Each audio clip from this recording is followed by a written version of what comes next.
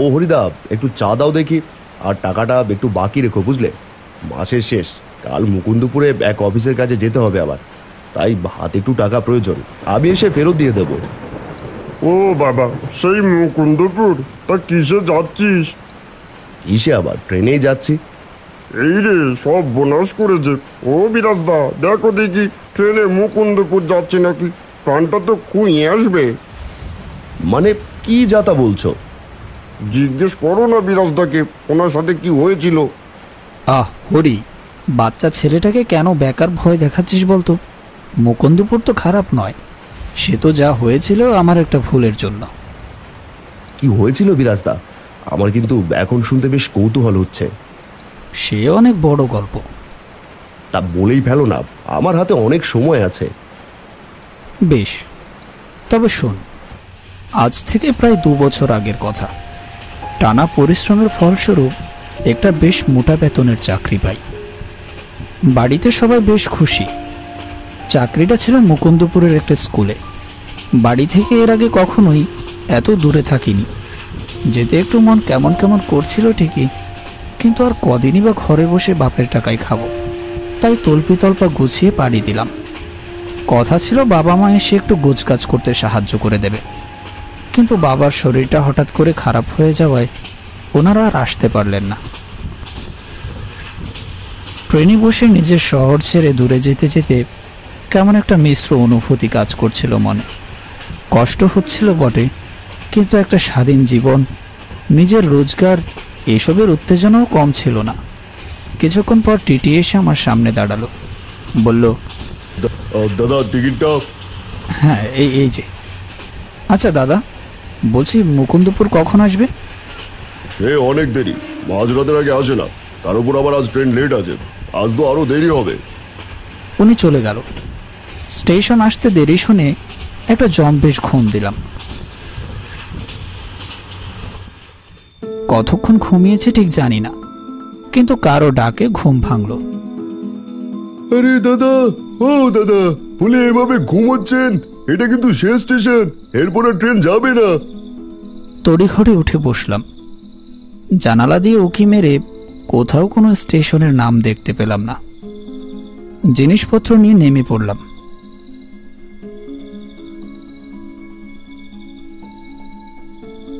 রাত প্রায় 2টো। পুরো স্টেশনে একজন জনমানুষেরও দেখা নেই যে জিজ্ঞেস করব। যে আমাকে ঘুম থেকে তুলে দিয়েছিল সেও কোথায় যেন উধাও হয়ে গিয়েছে। এদিকে ওদিকে তাকাতে তাকাতে অবশেষে একটা বোর্ড চোখে পড়ল। তাতে বড় বড় অক্ষরে লেখা রয়েছে ইটাখোলা। এই রে, ভুল স্টেশনে নামলাম শেষমেশ। এসব ভাবতে ভাবতেই ফোনটা বেজে উঠল। হ্যালো, কে বলছেন? বাবু, আমি আপনার অফিস কোয়ার্টারের কেয়ারটেকার। সেই কখন থেকে পথ চেয়ে বসে আছি, কখন আসবেন?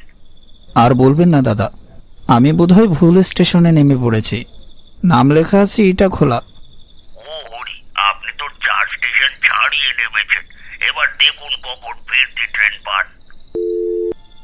কেয়ারটেকার ফোনটা কেটে দিল। একটু সামনে গিয়ে একটা বেঞ্চে গিয়ে বসলাম। মেজাজটা একদমই খারাপ হয়ে গেল। এবার কি করি? এত জিনিসপত্র নিয়ে কোথায় বা যাব? আর এ কেমন স্টেশন রে বাবা, চারদিকে কোনো জনমানুষের চিহ্ন মাত্র নেই। ভাবতে ভাবতে আপাতমস্তক চাদরে মোড়ানো একজন লোক আমার পাশে এসে বসলো। এই গরমের মধ্যেও লোকটা এভাবে চাদর মুড়ে দিয়ে আছে কিভাবে? যাই হোক, এখন একে জিজ্ঞেস করা ছাড়া আর কোনো উপায় নেই, তাই একটু ইতস্তত করে জিজ্ঞেস করেই ফেললাম। আচ্ছা দাদা, বলছি এখান থেকে পরের ট্রেনটা ঠিক কখন পাবো? কোথায় যাবেন? আমি মুকুন্দপুর যাব। বেশ বেশ, আমিও মুকুন্দপুরেই যাব। এই তো রাতে শেষ ট্রেনের 8 ঘন্টা পরে স্টেশনে আসবে, সেটাতেই উঠতে হবে। বাঁচালেন দাদা, না হলে রাত বিরেতে এত জিনিসপত্র নিয়ে কি যে করতাম। তা এত জিনিস নিয়ে এত রাতে? আর বলবেন না দাদা, মুকুন্দপুরে চাকরি হয়েছে, কিন্তু ট্রেনে উঠে এমন ঘুমিয়ে পড়েছিলাম, কখন স্টেশন ছেড়ে চলে এসেছি বুঝতেই পারিনি। কি আর করবেন, ভাগ্য আপনাকে টেনে এনেছে এখানে। আজ মনে হয় আপনার দিনটা ভালো নয়। লোকটির কথাগুলো কেমন যেন ঠেকলো, কিন্তু কি আর করব, এই শেষ ট্রেনটাতে যেভাবেই হোক উঠতেই হবে। অচেনা জায়গা, সাথে কেউ একটা থাকলে কথা বলতে বলতে সময় কেটে যাবে, তাই ওর সাথেই গল্প জুড়ে দিলাম।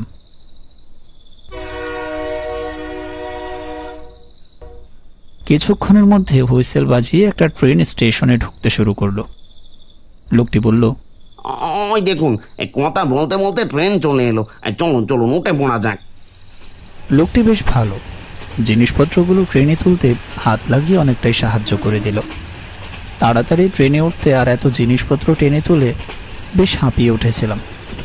লোকটি তার ব্যাগ থেকে এক বোতল জল বের করে হাত বাড়িয়ে দিল, বলল, এই নিন, এত হাঁপাচ্ছেন, একটু জল খেয়ে নিন। আপনি এত উপকার করলেন, আপনাকে যে কি বলে ধন্যবাদ দেব। এতে ধন্যবাদ দেবার কি আছে? আজকাল তো মানুষ মানুষের উপকার করে না, তাই না? ঠিকই বলেছেন, মানুষ করে না। লোকটি কেমন অদ্ভুতভাবে হেসে উঠল। তা আপনার নামটা জানা হলো না। আমার নাম নীলেন্দু। বাহ, ভারী সুন্দর নাম। আমি ভিরাজ। কথা বলতে বলতে একবার সহযাত্রীদের দিকে চোখ পড়ল। তাদের দেখে কেমন একটু চমকে উঠলাম। সবাই আপাদমস্তক চাদর মুড়ি দিয়ে রয়েছে। নীলেন্দুর দিকে একটু ঝুঁকে ফিসফিস করে বললাম, নীলেন্দুবাবু, এই ট্রেনের লোকগুলোকে দেখিয়ে আপনার মনে খটকা লাগছে না? খটকা মানে? কেন খটকা লাগবে কেন? না মানে একবার তাকিয়ে দেখুন, সব লোকগুলো সাদা কাপড় দিয়ে আপাদমস্তক ঢেকে রয়েছে, ঠিক যেন এক একটা মৃত শরীর। ওসব নিয়ে আপনি চিন্তা করবেন না। রাতের ট্রেন, ঠান্ডা লাগে খুব, তাই সবাই চাদর ঢেকে রয়েছে। আমাকে দেখুন। তা ঠিক আছে, তাই বলে সবাই একসাথে? সব ঠিক আছে, আপনি কোনো চিন্তা করবেন না। এই ট্রেনে আমরা রোজ যাতায়াত করি। নীলেন্দুর কথাগুলো শুনে বসে রইলাম চুপচাপ। তাও খটকাটা মন থেকে গেল না। লোকগুলোকে থেকে থেকেই দেখতে থাকলাম। আশ্চর্যের বিষয় হলো, তারা কেউই নিজেদের জায়গা থেকে একবারের জন্যও নড়ছে না। হঠাৎ একজনের মুখের উপর থেকে কাপড় সরে যেতেই চমকে উঠলাম। হে কি বিভৎস মুখ! হে কি কোনো মানুষ? ক্ষত বিক্ষত চামড়া উঠে মাংস বেরিয়ে রয়েছে। সে অমানসিক মুখ নিয়ে লোকটি আমার দিকে তাকিয়ে হাসতে শুরু করলো। মুখ থেকে নিজের অজান্তেই একটা চিৎকার বেরিয়ে এলো, নীলেন্দুবাবু, নীলেন্দুবাবু! কি হলো বিরাজ বাবু, এভাবে চিৎকার করে উঠলেন? ওই দেখুন লোকটা, ওর মুখখানা। কি দেখবো? কিছুই তো নেই, শান্তিতে ঘুমোচ্ছিল লোকটা। নীলেন্দুর কথা শুনে চমকে আবারও তাকালাম সেদিকে। সত্যিই তো, লোকটার মুখ যেমনকে তেমনই ঢাকা দেয়া রয়েছে। ও বলল, জানি মশাই, শেষ ট্রেন নিয়ে অনেকে অনেক ভয়ের গল্প বাঁধতে ভালোবাসে, কিন্তু এই ট্রেনে শুধু খেটে খাওয়া মানুষেরই যাতায়াত। এই ধরুন আমার মতো মানুষেরা যারা দিনভর মজদুরি করে রাতের ট্রেন ধরে বাড়ি যায়, শুধু একটু ছুটি কাটাবে বলে। খুব খারাপ লাগলো।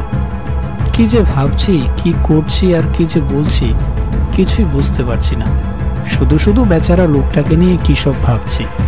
বললাম, না না, আমারই চোখের ভুল। আসলে এত দখল গেছে না আজকে। আপনি বসুন, আমি একটু চোখে মুখে জল দিয়ে আসছি। বেসিনের কল থেকে একটু জল নিয়ে চোখে ঝাপটা মারছি। এমন সময় হঠাৎ অনুভব করলাম ঘাড়ের উপর কেউ জোরে জোরে নিঃশ্বাস ফেলছে, কিন্তু সেই নিঃশ্বাস কেমন যেন বরফের মতো হিমশীতল অনুভূতি জাগালো। মেরুদণ্ড দিয়ে একটা ঠান্ডা স্রোত বয়ে গেল। চমকে পেছনে তাকালাম, দেখলাম কেউ নেই। ভাবলাম বোধহয় মনের ভুল। সামনে ঘুরে যে বেসিনের আয়নার দিকে তাকিয়েছি, দেখি আয়নায় ফুটে উঠেছে এক ভয়ঙ্কর প্রতিচ্ছবি। সেই কামরায় বসে থাকা লোকটার মতো, যার মুখ থেকে গলে গলে পড়ছে রক্ত। চোখ দুটো কচলে আবারও তাকালাম সেদিকে। এবার সেখানে কেউ নেই। বেশ ভালোই দখল গেছে বুঝতে পারলাম। কল খুলে আবারও চোখে মুখে জলের ঝাপটা দিতে শুরু করলাম। হঠাৎ ঠোঁটে একটা নোনতা স্বাদ অনুভব হলো। তাকিয়ে দেখি কল দিয়ে জলের বদলে বয়ে চলেছে রক্তধারা। ও বাবা গো, এসব কি? চিৎকার করতে করতে নিজের জায়গায় ফিরে এলাম। নীলেন্দুবাবু আমায় চিৎকার করতে শুনে বলল, কি ব্যাপার, কি হয়েছে? ভয় তো একদম সাদা হয়ে গেছেন দেখছি। এই ট্রেনের মতিগতি ভালো নয়, এই ট্রেনে কিছু গড়বড় রয়েছে, কোনো অতৃপ্ত আত্মা রয়েছে এই ট্রেনে। একটু আগে কল দিয়ে জলের বদলে কল কল করে রক্ত বেরোচ্ছিল। এ কথা শুনে নীলেন্দুবাবুর চোখ দুটো কেমন চকচক করে উঠল। বলল, কি বললেন? রক্ত বেরোচ্ছিল? কতদিন তাজা রক্ত খাওয়া হয়নি। জান না, একটিবার আমার জন্য বোতলে করে ভরে নিয়ে আসুন না। মানে এসব কি আজে বাজে বলছেন আপনি? বাঁচাও, কে আছো, বাঁচাও। বাঁচাবে মশাই? এ ট্রেনে কেউ বেঁচে থাকলে তো বাঁচাবে আপনাকে। একবার চারপাশে তাকিয়ে দেখুন। নীলেন্দুর কথা মতো চারদিকে একবার তাকিয়ে দেখলাম। চাদর ঢাকা দিয়ে যারা বসেছিল এতক্ষণ, সবার মুখ থেকে চাদর সরে গিয়েছে। দেখতে পেলাম তাদের মধ্যে একজনও মানুষ নয়। ট্রেন জুড়ে সারি সারি বসে রয়েছে সব দেহ। আমায় ছেড়ে দিন, আমি তো আপনাদের কোনো ক্ষতি করিনি, শুধু ভুল করে ওই স্টেশনে নেমে পড়েছিলাম, ছেড়ে দিন আমায়। সেই আমাদের ক্ষতি তো কেউই করতে চায় না, কিন্তু উপকারও কেউ করে না। আপনাদের মতো মানুষজনদের জন্য সারা রাত খেটে মরেছি আমরা যখন জীবিত ছিলাম। আমাদের কথা একবারও ভেবেছেন আপনারা? আজ মরার বেলায় না হয় আমাদের কথা একবার ভাবুন। এই বলে নীলেন্দু তার পচে খুলে যাওয়া হাতটা আমার দিকে বাড়িয়ে দিল। এক পা দুপা করে পেছোতে থাকলাম। যতই পেছোচ্ছি তার হাতটা লম্বা হয়ে আমার দিকে আসতে থাকলো। হঠাৎ ট্রেনটা একটু স্লো হলো। দেখতে পেলাম একটা স্টেশন। ঝাঁপ দিয়ে নেমে পড়লাম। প্ল্যাটফর্ম বরাবর দৌড়তে শুরু করলাম। হঠাৎই ট্রেনের আরেকটা কামরা থেকে কেউ উকি মেরে আমার দিকে হাত বাড়িয়ে দিল। বলল, দাদা আসুন আসুন, উঠে পড়ুন, এই কামরায় উঠে পড়ুন। তখন আর এদিকে ওদিকে ভেবে দেখার সময় ছিল না। কোনো রকমে তার হাতটা ধরে ট্রেনে উঠে পড়লাম। কি ওদিকের কামলা থেকে আসছেন বুঝি? নীলেন্দু আর তার দলবলের পাল্লায় পড়েছিলেন তো? হ্যাঁ, আপনি জানলেন কি করে? আজ থেকে প্রায় 10 বছর আগের ঘটনা। এই ট্রেনে তখন রাত বিরেতে মজদুরেরা এক গ্রাম থেকে অন্য গ্রামে যাওয়া আসা করত। দুর্গাপুজোর আগের রাত, তখন সবাই শেষবারের মতো কাজ সেরে মনের আনন্দে পুজোর জামা কাপড় কিনে পরিবারের কাছে যাবে বলে বাড়ি ফিরছে। হঠাৎই ট্রেন অ্যাক্সিডেন্ট হয়। সে এক বীভৎস অ্যাক্সিডেন্ট, কিন্তু পুলিশ অ্যাম্বুলেন্স এরা কোনো জরুরি উদ্যোগ নেয় না। আহত মানুষগুলো জখম অবস্থায় অনেকক্ষণ ধরে রেল লাইনে পড়ে থাকে। যাই হোক, আমি বাথরুম থেকে আসছি, আপনি বসুন। লোকটি উঠে ওয়াশরুমে চলে গেল। আমি বসে তার জন্য অপেক্ষা করতে থাকলাম। হঠাৎ শুনি 2-3টে সিট পরে একটা বাচ্চার কান্নার আওয়াজ। ধীরে ধীরে সেই আওয়াজ বাড়তে থাকলো। সিট থেকে উঠে সেদিকে এগিয়ে গেলাম।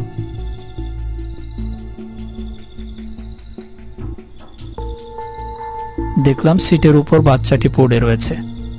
বললাম, এ বাচ্চাটা কার? ওকে কে এভাবে ফেলে রেখেছে? কেউ কোনো সাড়া দিচ্ছে না। যখনই পেছনে ফিরলাম, দেখলাম সে লোকটি ফিরে এসেছে।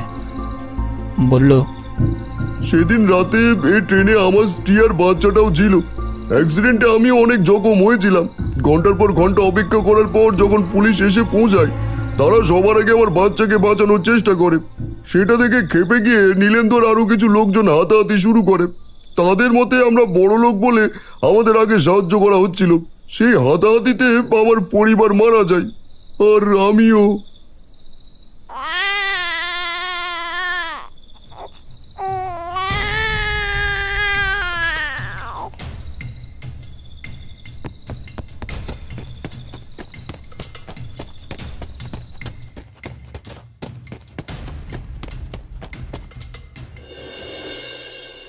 দাদা, ও দাদা, কি হয়েছে আপনার? কোথা থেকে আসছেন? এভাবে পড়ে আছেন যে? আমি কাল দৌড়তে দৌড়তে একটা স্টেশনে নেমেছিলাম। স্টেশন? কোন স্টেশন? মানে এখানে একটা স্টেশন ছিল তো, আমি যে কাল ট্রেন থেকে নামলাম। দাদা, এখানে আজ থেকে 10 বছর আগে একটা অ্যাক্সিডেন্ট হয়, আর অ্যাক্সিডেন্টের পর দাঙ্গা হয়। ট্রেন ছিল বটে, কিন্তু সেই স্টেশনে দাঙ্গা হয়ে আগুন লেগে যায়। যারা আহত হয়েছিল অ্যাক্সিডেন্টে না মারা গেলেও সেই আগুনে জ্বলে সবাই মারা যায়। তারপর থেকে এই জায়গাটাকে অভিশপ্ত বলে মানা হয়। এখান থেকে রেল লাইনও তুলে দেওয়া হয়েছে।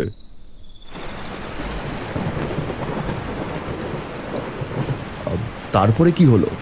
কি আর হবে, কাছাকাছি একটা স্টেশন খুঁজে মুকুন্দপুরে পৌঁছলাম শেষমেশ। বিরাজদা, তোমার গল্প শুনে তো এবার যেতেই ভয় লাগছে। আহা, ট্রেনে চড়তে ভয়ের কি আছে? তবে আর যাই করিস ট্রেনের কামরায় ভুল করে ঘুমিয়ে পড়িস না যেন।